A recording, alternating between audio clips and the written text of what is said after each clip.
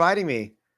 So, Casey, I've had you on a few times, and we've been covering different topics from, academic freedom in terms of intelligent design and evolution, and other things. But today's topic is a area which I've interviewed Paul Nelson, I've interviewed James Shapiro in the past, and he's obviously not an ID proponent, but he's also of the view that the human genome is not junk. You've defended this view in a recent debate with Professor Dan Stern, and this is something you're really passionate about. So, just to get to the thick of it, why is this topic important for the intelligent design debate? Sure. So I think I might have told this story a little bit during the debate. The debate happened last year in May of 2024 on a really nice channel hosted by a skeptic. I think it was the Non Sequitur Show was the name of it, by really good guy, Steve McCrae. Anyway, so I've been involved with this debate now for about 25 years. And when I really first got involved with the whole ID evolution question, I was involved with a student club when I was an undergraduate at the University of California, San Diego. And we would invite folks, from different perspectives to this club to come and discuss and have friendly dialogue over intelligent design and evolution. In fact, one of our main goals in that club really was to invite people from all perspectives and make sure everybody felt, free and comfortable and invited to express their views in a friendly environment. But we would always hear this one objection to intelligent design. This is back probably in, say, 1999, 2000, 2001. And the objection was this: you can't argue that the human genome was designed because the human genome is largely made of junk DNA. And no designer would fill up our genomes with junk DNA. So when I first got involved with this issue, this was an argument that I was constantly being hit over the head with. Now, this was in the late 90s, early 2000s, before the Human Genome Project had been completed, right? So we didn't even know exactly how many genes the human genome had, much less did we know, the percentage of the genome that was coding versus non-coding, junk versus non-junk. All these different questions were really open questions at that time. And so I would say to people, look, you're assuming that the vast majority of our genome is useless junk DNA. You don't actually know that. So wouldn't it be more scientifically prudent to take sort of a wait and see approach and let the evidence settle this debate, rather than you assuming that because we don't know what this large part of the genome is doing, that therefore it must be quote unquote junk. Okay. And so I said, but look, intelligent design is going to stick its neck out here. We're going to make a prediction that it's going to turn out that the vast majority of the genome does in fact have some biochemical function. And I actually said to many of the critics, I said, I agree with you that if the genome is in fact, the vast majority of it is junk DNA, it's not doing anything for the organism, I would agree with you that that is a good argument against intelligent design. We just don't know that that argument is true right now. It's actually the case that most of the genome is junk DNA. And so lo and behold, I've been following this debate now, following this issue very closely for the last, it was 5, 10, 15, 20, now 25 years, really wondering what is the evidence going to show? And I can tell you that as an ID theorist, I've been spectacularly pleased with the outcome of what the evidence has shown. That we have seen a revolution in our understanding. Really, there's a paper in Bioassays in 2023 that said we've had a Kuhnian paradigm shift on this question of junk DNA, that now the vast majority of biology does not think that it's in fact junk. And we can go into that more. So for me, this is why it matters a lot. This is an argument that was made very forcefully against intelligent design. It's been made in the past. It's being made today. And yet I think that the evidence shows that ID has really held up very well in the face of this argument. That's a great way of beginning the topic. And the first thing I'd like to say to you in regards to this is as somebody who's not really involved in this area. I mean, I did some work on this a few years ago, but one of the things I found strange about the debate is that this was still a topic of discussion from the perspective that I think most Darwinists have moved on. Just to recall as something I've mentioned on my channel previously, in a debate with Rabbi Jonathan Sachs, the chief rabbi of the UK, and he had a philosophy background. He was he studied at Oxford. He had a debate with Richard Dawkins, and this is after the ENCODE study was published. And Dawkins has previously said that 95% of the genome is junk. And Sachs brought this up in the debate, and he said that, well, we used to have this idea that the genome is junk, but now we've discovered it's largely not junk. And Dawkins actually countered by saying, well, I'm surprised creationists are using this argument, because natural selection would, of course, not allow all this junk to be built up in the system. So from my perspective, when I saw the debate between you and Dan Stern, and I think a lot of other people, they may be thinking, well, I'm surprised people are still defending this. I thought this idea, it was a face palming moment in 2012, and this was long overdue. But it seems as if there is a definition of functionality that he put forward, and he was using that definition to say, well, we can say comfortably 75% of the genome is junk. And from what I recall, you challenged that definition, and you also challenged the epistemic stance of categorically calling something junk. But that's something else we can go over. Maybe let's start with the definition here. What definition was he using, and why was that contentious for you? Well, in my opinion, I mean, his definition was basically, if we haven't discovered a specific function for a particular genetic element, then therefore we should just assume that it is junk. I mean, I would say functionally, that's what he was doing. And there's people who have affirmed that position quite explicitly. Dan Grauer at the University of Houston has said, basically, if you don't know what something is doing, your null hypothesis should be in the genome that it is junk. Okay. That's not a direct quote. That's a paraphrase. I don't have the direct quote at hand at the moment. So, but that was the way that Dr. Dan was arguing during the debate. I think that is not an appropriate way to approach the data, because in the wake of the ENCODE project, and we talked about this quite a bit during the debate, in the wake of the ENCODE project, which was published in 2012, or its main results were published in 2012, they found evidence for biochemical functionality of about 80% of the genome. And really what they found is that everywhere you look, you find function for non-coding DNA, okay, or whatever you want to call it, all right? And so I actually asked a colleague, and I won't say who this person is. I'm just going to say this. This colleague is an ID-friendly person at an Ivy League university who studies this topic, okay? And I said, in your field, would it be appropriate to say that people generally assume that if it's being transcribed if some section of DNA is being transcribed into RNA, that therefore it probably doesn't have a function yet? And this person said to me, no. They said, no, if it's being transcribed, which is what ENCODE found, that the vast majority of the genome is being transcribed into RNA. This person said, you know what?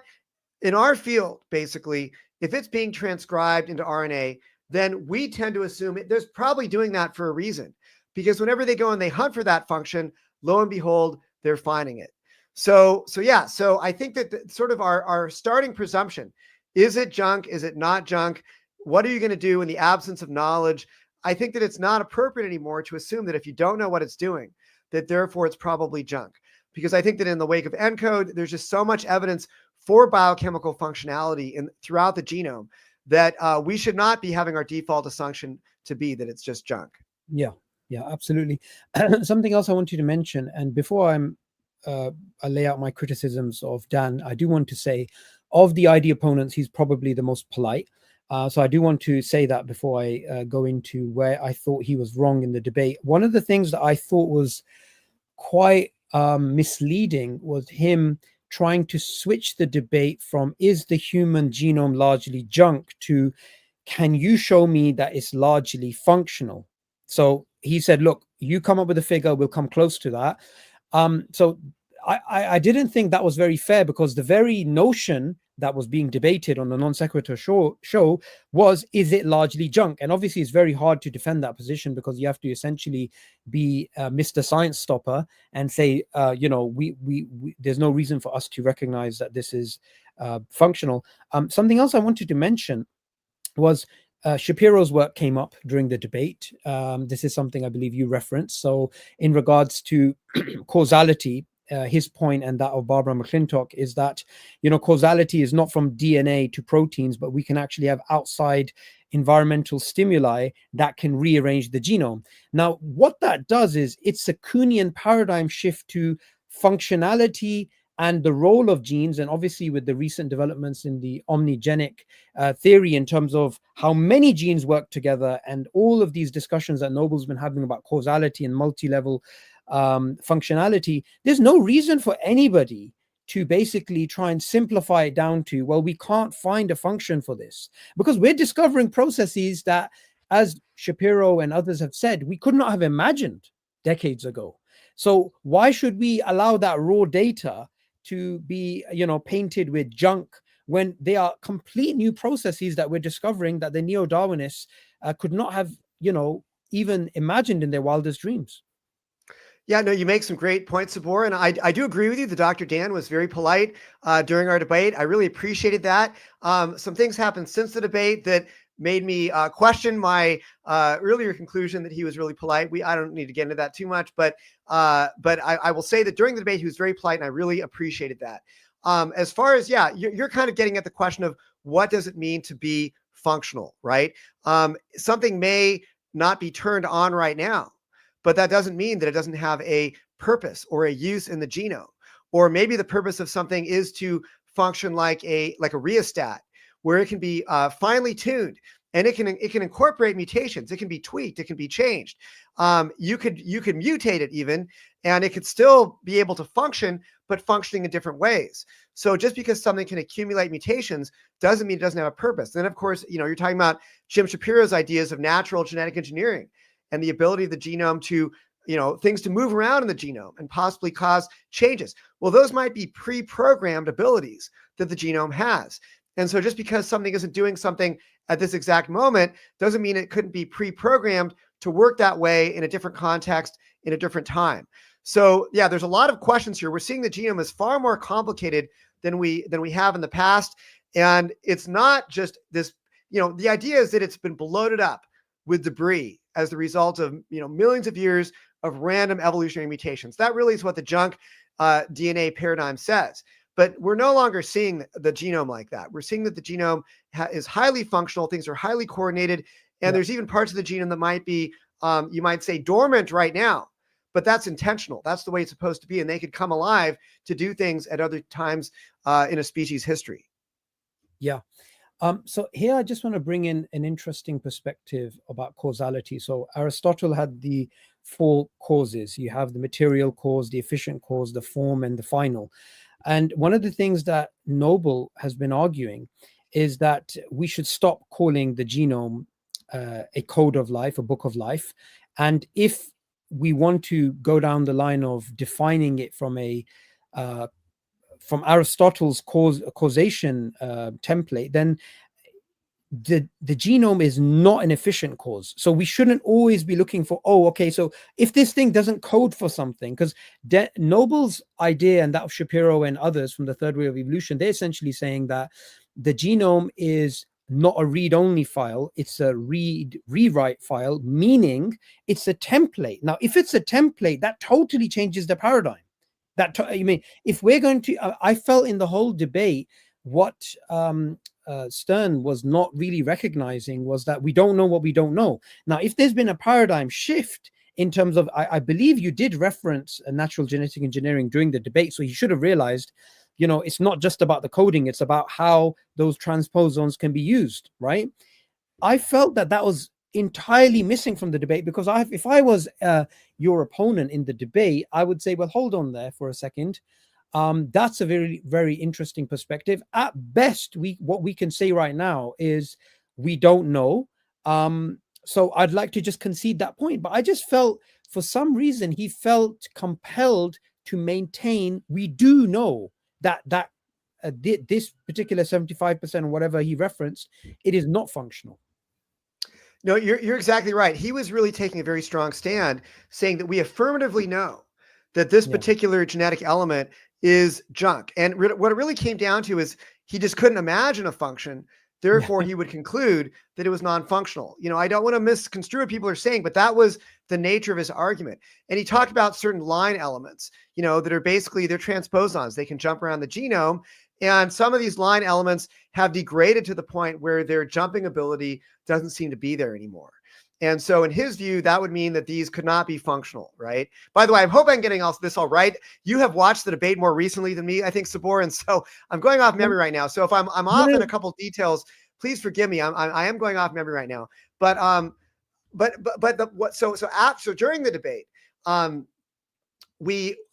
had a couple examples of basically degraded repetitive DNA that could still be functional. And I was able to give those examples during the debate, but I knew that there was more of this. I just didn't have it at my fingertips.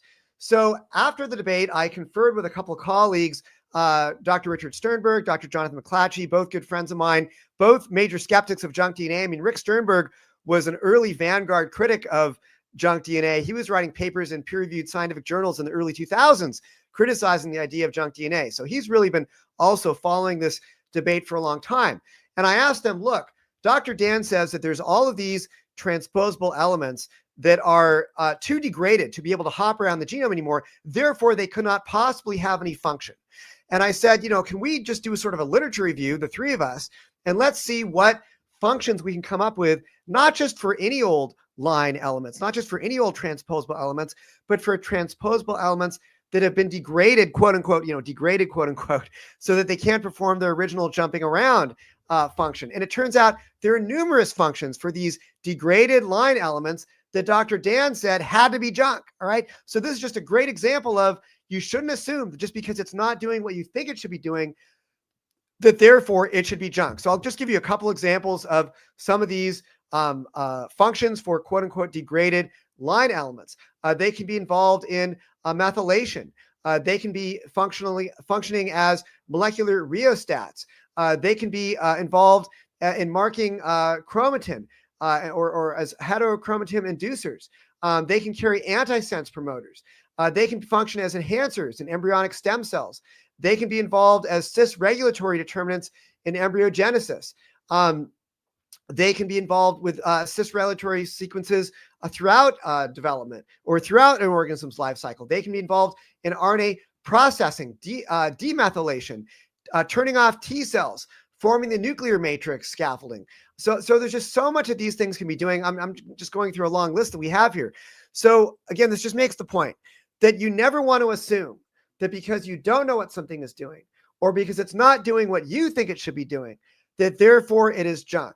We don't want to make arguments from ignorance here. This is an argument that has gone bankrupt so many times. It's gone bust so many times that people assumed it was junk and then it turned out to have a function. So, but this kind of a, rhetorical dynamic was really on display in the debate with Dr. Dan. It was like a game of whack-a-mole. Like he would say, okay, you can't say this is functional. I would say, well, actually, I've got an example of that kind of DNA being functional. Oh, well, then you can't say that this kind of DNA is functional. Well, actually, I've got an example of that being functional as well. Even what he thought was his knockdown argument that, these quote unquote degraded repetitive elements could not possibly have a function. We found numerous functions for those. So I don't know what's left. I mean, where can you hide in terms of assuming things are junk DNA anymore? Yeah. And even though the studies that you're referencing now are post-debate, in the debate, when you pointed out that you can have things that have been degraded, but they still have some functionality. I believe you referenced a paper from 2012, and now some of the things that you're referencing are more recent. He didn't actually respond to that. There was actually no response to that. So I thought that was interesting. There's something else I wanted to put to you. So this is from James Shapiro's book, Evolution: A View from the 21st Century. He said, there is no Cartesian dualism in the cell. In other words, it's not the case that one part of the cell is just instructions and the other part is just function, proteins. Rather, every part does everything. So what I felt is that the mother of the issue to do with functionality, he was trying to take a very complex 4D problem and to make it into a simple circle and say, look, it's been dealt with, right? I felt there was a lot of simplification happening of the paradigm shifts that are happening, the incredible layers of complexity that we actually have. And I felt there was just too much of this. Okay, we know, and it's basically, we know that it's not doing anything currently. And if it was doing something, this is what we'd expect it to be doing. And therefore, majority of it is junk.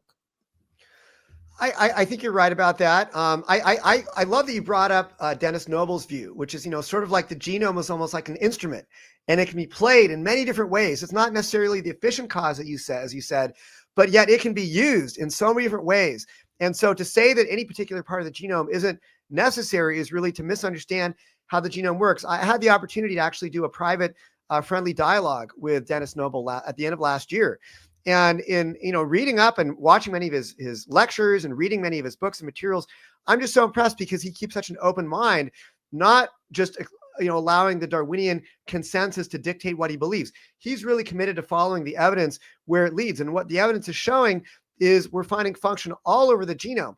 You're talking about the entire genome possibly being functional. There was an article in Bioassays in 2019 titled "The Genomic Code, a Pervasive Encoding Molding of Chromatin Structures and a Solution to the Non-Coding DNA Mystery." And this is by an Italian biologist named Bernardi. And basically this article proposes that the GC-rich and GC-poor regions of the genome define what he calls topologically associating domains. These are basically domains of different chromosomes that can be near each other when the chromosomes are all, folded up and, in weird configurations in the nucleus. And he finds that basically these topologically associating domains allow different regions of different chromosomes to interact with each other. And this is controlled by what he calls a genomic code that spans the whole genome. So you have, basically information at different levels of the genome. Yes, you've got, specific protein coding sections or non-coding sections that have functions, but then at a much larger level, the whole genome shows evidence of function that allows chromosomes to fold up in particular ways in the nucleus so that you get different regions associated with one another.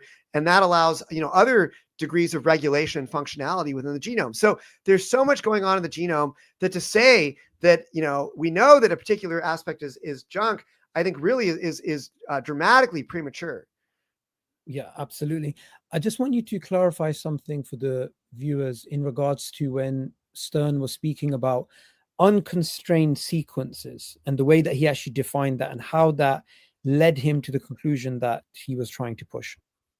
Oh, goodness. So I don't want to misquote Dr. Dan here. And it's been a while since I probably should have watched the debate in preparation for this support. So I don't want to say anything. I never want to be accused of misquoting somebody.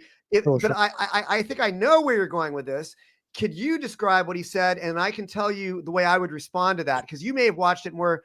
Are you prepared to do that? I don't want to put you on the spot either. I don't want to misrepresent him is the only thing. Yeah, I mean, to be very honest with you, I listened to it on times two before Okay. Well, then stream. Tell you what. Yeah. Go ahead. Go ahead. I'm sorry. So, I mean, to put it in other words, his entire argument was just based upon his understanding of what functions he would predict them to be. And since it wasn't that, he was like, we know that it's been degraded. We know that we have these line elements. We know X, Y, Z. Therefore, it's this way. Now, going back to, I think the more... Could we stay on that? Were you going to go back to the point about conservation? Or because I think we could talk about that, even though I don't want to... We could, but I don't want to misquote him as well. Well, let me say this. Sure. I don't know I don't recall exactly what he said. Okay.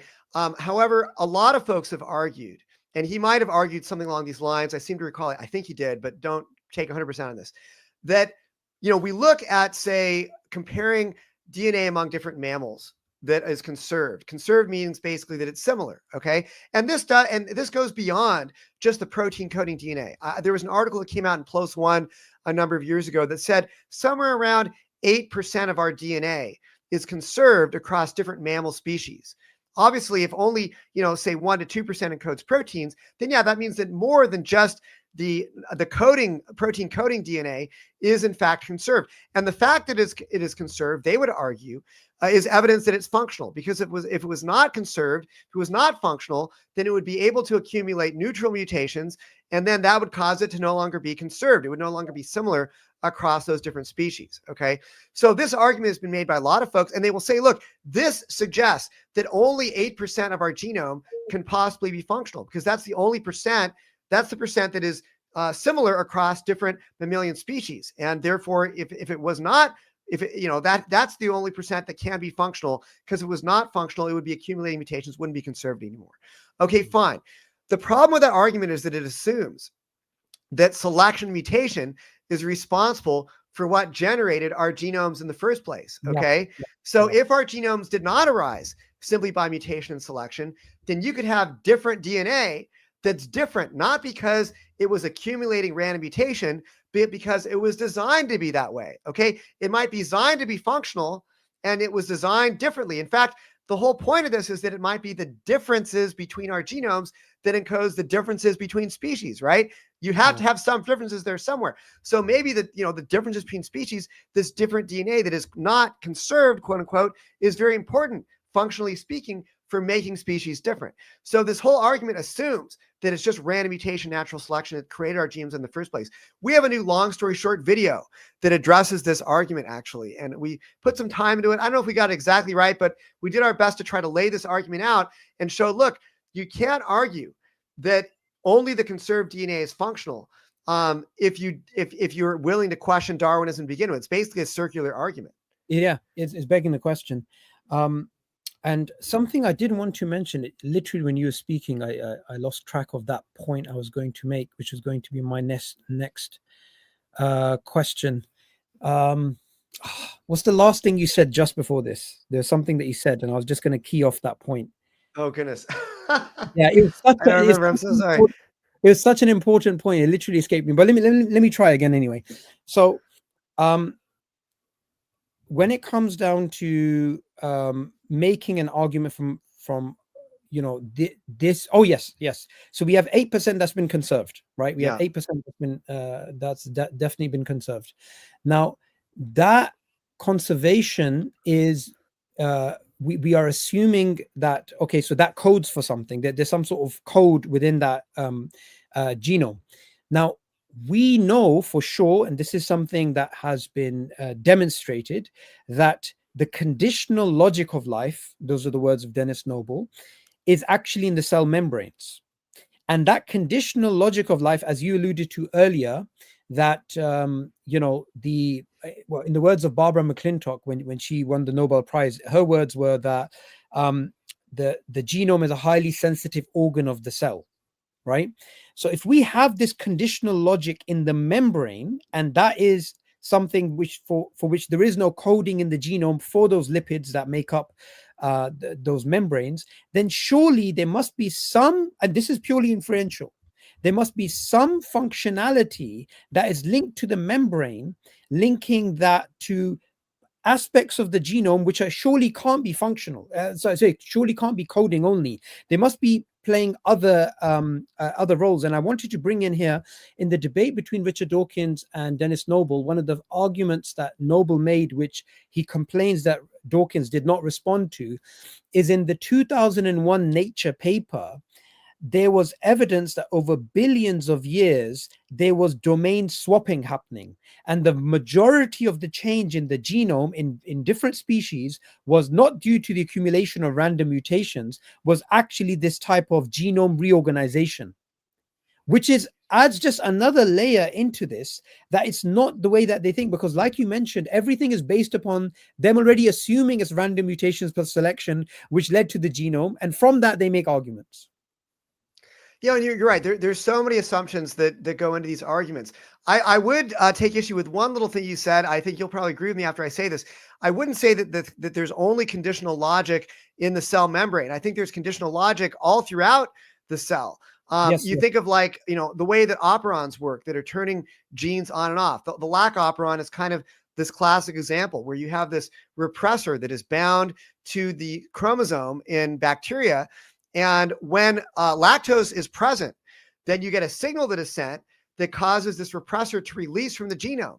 Yeah. And when that repressor releases, you can then transcribe the genes that encode the enzymes that allow you to metabolize lactose. That's an if-then statement. That is literally an if-then statement. It says, if lactose is present, release the repressor and transcribe the genes needed to metabolize lactose.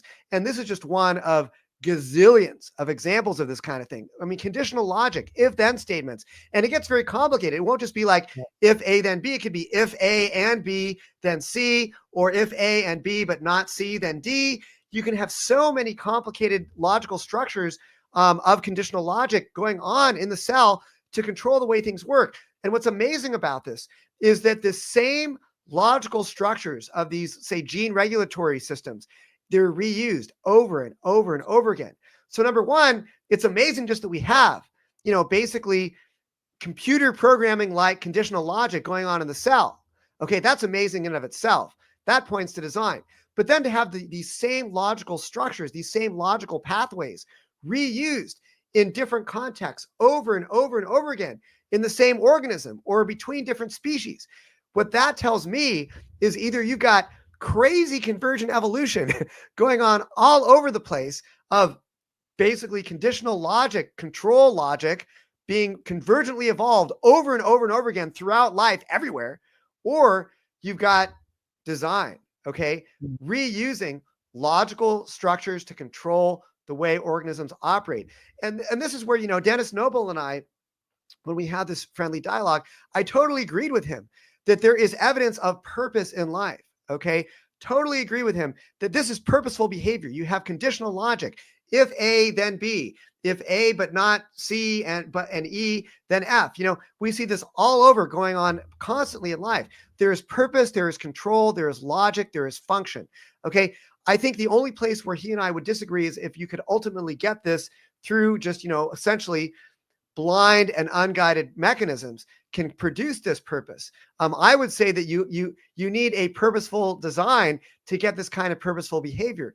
But I think that he's right on target to see that there's evidence of purpose throughout biology. I think we just have a difference of opinion about where ultimately that purpose comes from. Absolutely. And it's great that you raised that point about Noble, because like you mentioned, the conditional logic of life is at many different levels. And Dennis Noble's excellent book, Biological Relativity and A Music of Life and then Living Systems, is something he published with his brother Raymond Noble. One of the most interesting aspects, and he goes over this in really lucid language, is how biological functionality is multi-leveled. We are just beginning to understand what's going on. And he wrote this fantastic article back in, I think, 2007. And this was basically the systems holistic approach to biology as opposed to the reductive one. And he has 10 principles. One of the principles, obviously, starting off with multi-leveled and multi-directional in terms of information. But the last principle of the 10, and this for him was like the 10 commandments of systems biology. The 10th principle was that we don't know everything and that there may be many more principles.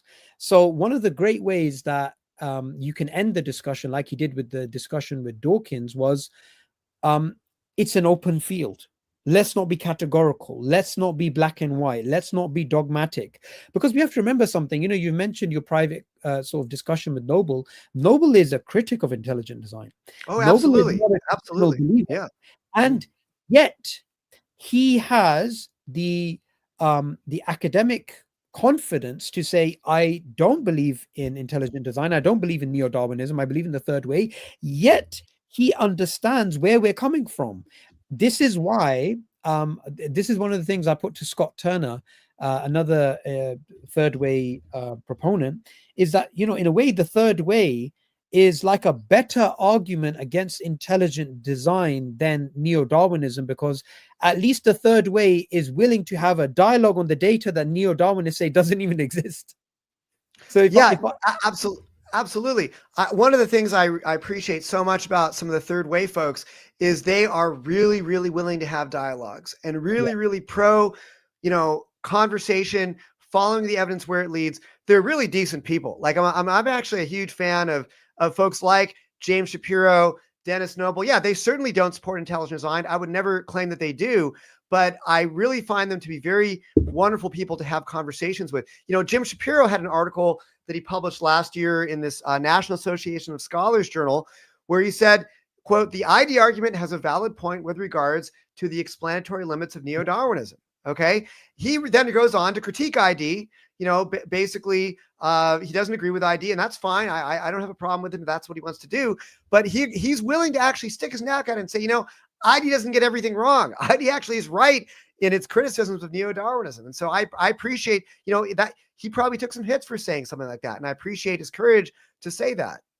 Absolutely. And I've interviewed him about 5 times, and it was lovely to meet him in person last week. I actually had dinner with him. We had a Oh, discussion, and it was so interesting because he's been at this for decades, and for decades he's been ignored. He's been ignored like his predecessor, Barbara McClintock.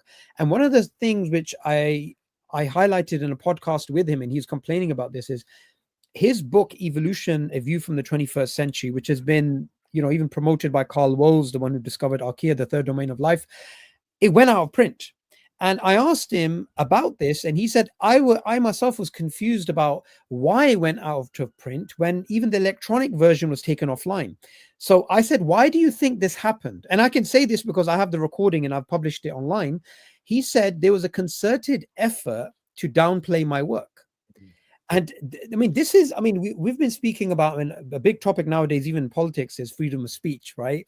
We had the American vice president come here in Europe and speak about it. It's the biggest hot topic in politics right now, but people don't realize we have a similar mirroring going on in academia, where Darwinists have for decades downplayed, degraded their opponents.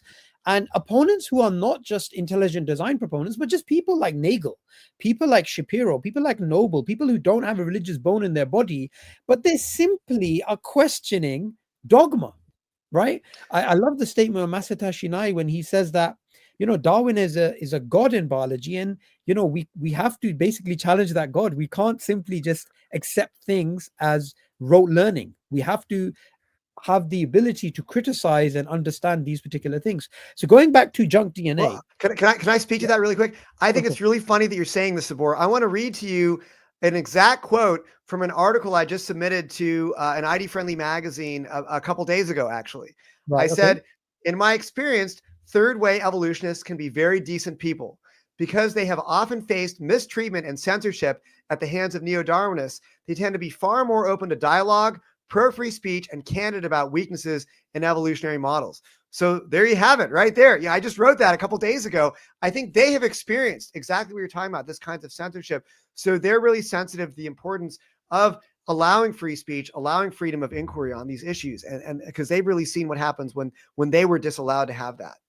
Yeah, you were reading the air really, really well there, because it is one of those things that we have to use this as one of the points of defense, because one of the reasons why many of the ideas are not as popular as they should be is simply because of this issue. Now, there's an article that was written by Dennis Noble and James Shapiro about they did a review of textbooks which are used at university levels in terms of teaching biological evolution. And what they basically did is they looked at all of the issues which go against the modern synthesis. So natural genetic engineering, symbiogenesis, and all these types of processes that have been discovered. And the paper's purpose was to show that these textbooks have omitted very important information and new processes that have been discovered over decades.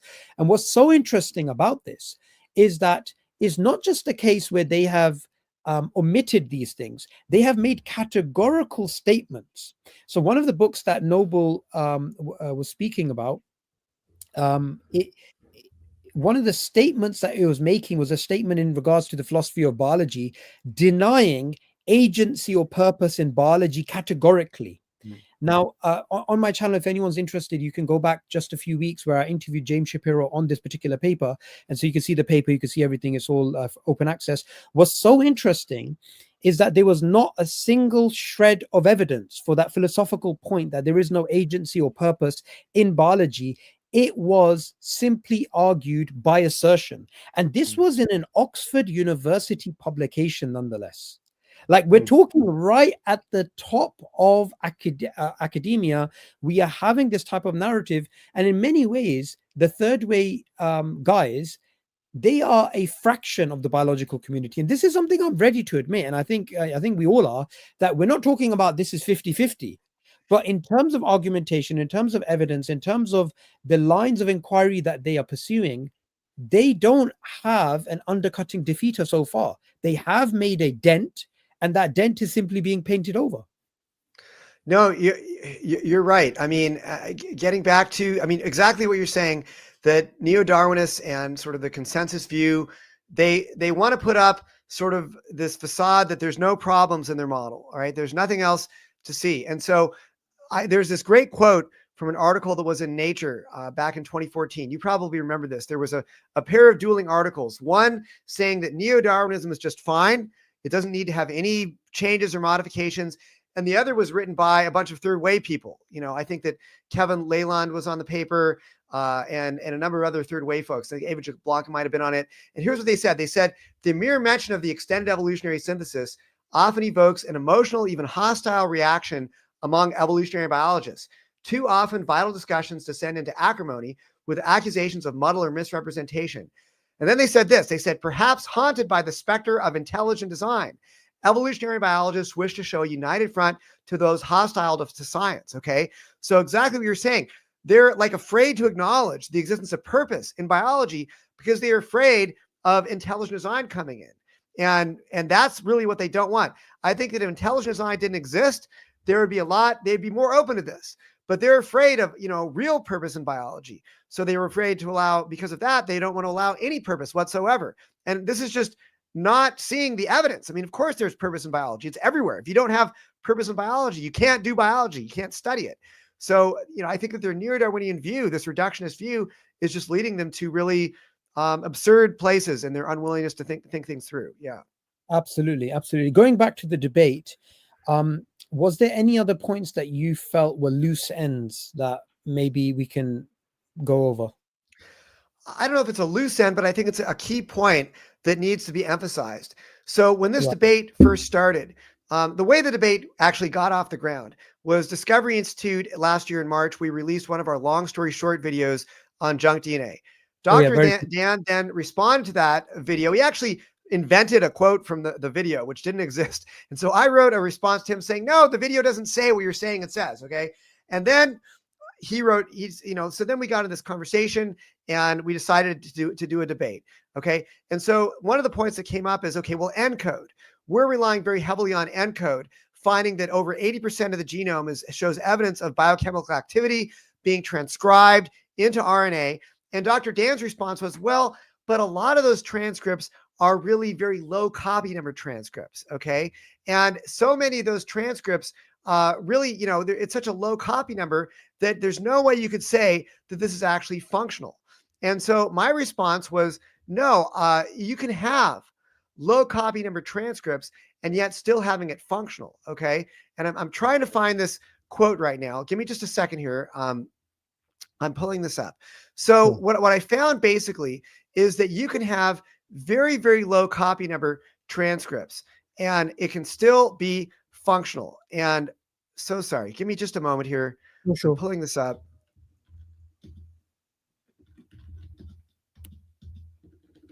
Oh goodness. Okay. Well, I'm not finding this right now. Basically, I think I may have it. Is this the 2 points, which are Dan's main argument? I think Jonathan McClatchy wrote an article on this. Yeah, he did. Okay. Yeah. So is that what you're looking for? Because I have it in front of me. Okay. All right. Go for it. Okay. So Luskin. Okay. So this is an article titled, "Did Dan make us change our position on junk DNA?" And what may be helpful is I'll share my screen. So you know what? I actually did find it now. I'm so sorry. You got I was looking at the wrong presentation. Okay. So he quoted this paper from some ENCODE folks who were saying that RNA transcripts can be of some kind can be detected from 75% of the genome, but a significant portion of those are of low abundance. And he said that for polyadenylate, this paper says for polyadenylated DNA or RNA, where it is possible to estimate abundant levels, 70% of the documented coverage is below 1 transcript copy per cell. Okay. So my response to that was, well, how can you have below 1 transcript per cell? Okay. This is like when you say people, need to have 2.4 children in order to keep the population at a particular level, right? Well, what's going on is they're averaging things. Okay. They studied about 147 different cell types in the ENCODE project. Okay. And so maybe let's say that for 145 of those cell types, there were no transcripts of a particular genetic element that was being transcribed. Mm-hmm. But for two of those cell types, they're finding, say, 50 transcripts per cell. Okay, that would mean they're finding a total of 100 transcripts between those two highly active cell types. But for another 145 cell types, they have 0 transcripts. If you do the math, 100 transcripts divided by 147 cell types, that leads to 0.68 transcripts per cell. That's below 1 RNA transcript per cell, okay? So it's an average. Yes, in many different cell types, this particular genetic element is not active. However, in certain cell types, it's very, very active, and that's where it's functional. So the key point here is that for many genetic elements, what ENCODE found is that they are only active in certain cell types and in certain stages of the life cycle, okay?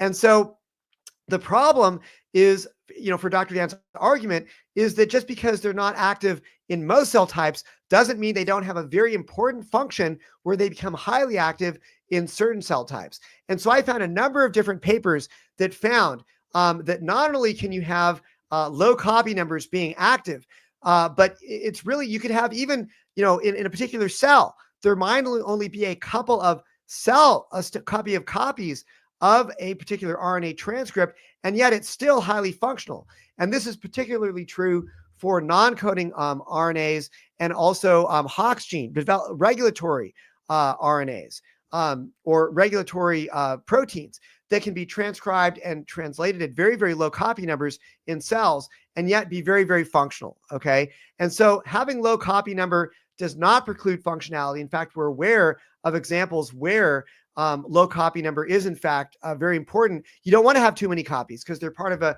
regulatory cascade. And if there are too many copies, it'll screw up the regulation of that cascade. So the bottom line is Dr. Dan's main argument against ENCODE's findings, it turns out to not be correct. You can have low copy numbers both statistically and in real life. And in either case, you can still be very functional. Yeah. So you made a brilliant point there. And what I would add to that is, even if we didn't give that reference, his underlying premise is still wrong. And there's a brilliant article that McClatchy wrote, which was this was about, did Dr. Dan make us change our position on junk DNA? And going right to the conclusion, one of the things which I think we should really understand what is the main issue here with Dan's way of thinking is, where's it gone? Dan is the only party who is arguing that if we have not identified the particular function, then even if it is transcribed, we are safe to assume it's probably junk. That is the mother of his argument. So even though you address that point as a argument in of itself, it's still not justified. He started off with a very skewed way of understanding functionality and defining junk, and he still lost. This is what I find interesting. Well, I mean, Dr. Dan's a smart guy. I think that the problem is that the evidence is just not going in the direction that he wants it to go. Okay. So that means that you're going to make bad arguments. You're going to argue from assumptions, from places, hiding out what we still don't know rather than what we do know. What we do know is that the vast majority is being transcribed. Whether it's a high degree of transcription or a low degree of transcription, it can still be functional. And even, for the DNA that, ENCODE only found that 80% of the genome is being transcribed. Well, there were lead ENCODE scientists who said, well, someday we're going to actually find that 100% of the genome is being transcribed, because as we study more and more cell types, we're going to find more and more evidence of transcription, because so much of the genome is only being transcribed in limited numbers of cell types. So the bottom line is, yeah, I mean, the evidence I just don't think is going in the direction of his argument. Brilliant. Something that wasn't covered in the debate, as far as I recall, but I just wanted to put it to you to see if it played any role in this particular debate, is the omnigenic theory, right? This idea that it's not a gene for a particular function, but the whole genome collectively acts in a functional way, in functions including generating the ability of the organism to buffer against genes being knocked out. So that, if you like, is a wholesale argument for the genome being functional. What do you think?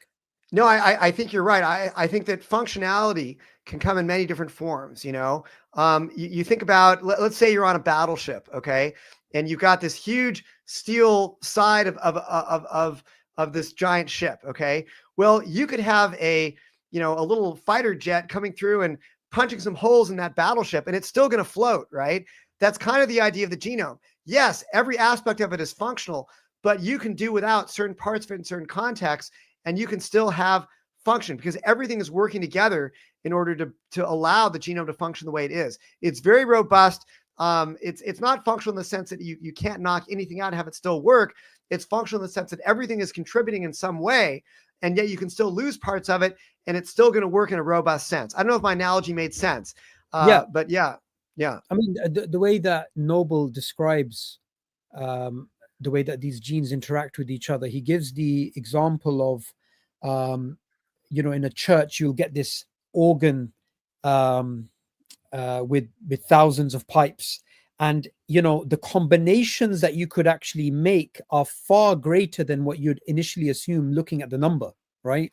So for me, that is one of the easiest ways to explain why the genome is functional, because it's a very reductive way to even begin off with, well, is this particular thing doing anything, when we know the whole thing functions as one body?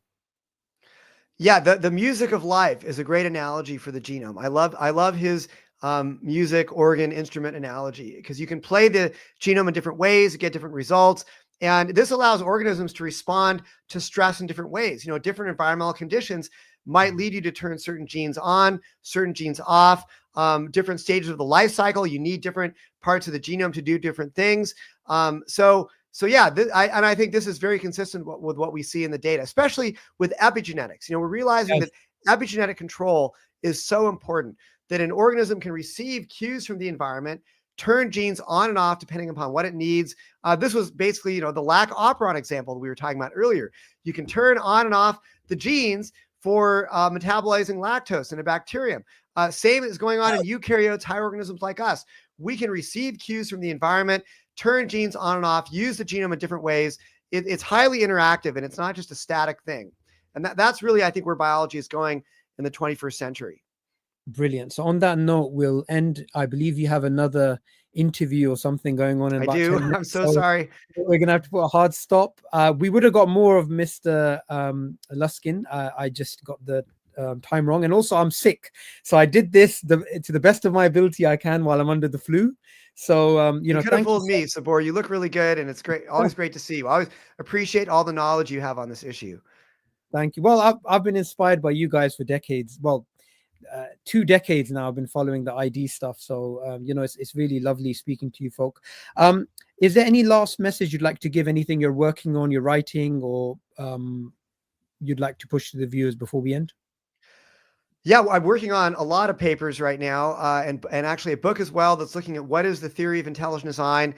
I'm looking forward to hopefully getting that out later this year and showing how ID can be used as a catalyst for scientific discovery. And one of those areas is junk DNA. ID proponents predicted long before we knew that the vast majority of the genome showed evidence of function. ID proponents were predicting that we were going to find function throughout the genome. And lo and behold, that's what we found. So I think that this whole junk DNA question, it's interesting, not just because it shows, a positive prediction of intelligent design that came to be true, but it also shows how ID can be used as a science to guide research. And I know of multiple scientists within the ID community who are doing research into function for junk DNA precisely because they were inspired to do so because of their ID views. So this has real world implications. It's not just, an abstract intramural exercise. We're actually, this can have real implications. And I like to say that I think that if the ID view had been more dominant within biology, we would have made more advances much more quickly towards understanding the genome. Maybe we would have moved towards a Dennis Nobelin type view of the genome much more quickly, that it's far more functional than we realized. And we wouldn't have wasted billions on the Human Genome Project. So on that note, I'm not saying it was a complete waste, but we would have moved beyond it much more quickly. Yeah. Absolutely. Thank you so much, Luskin. It's been a pleasure speaking to you. Thank you, Sabor. Take care.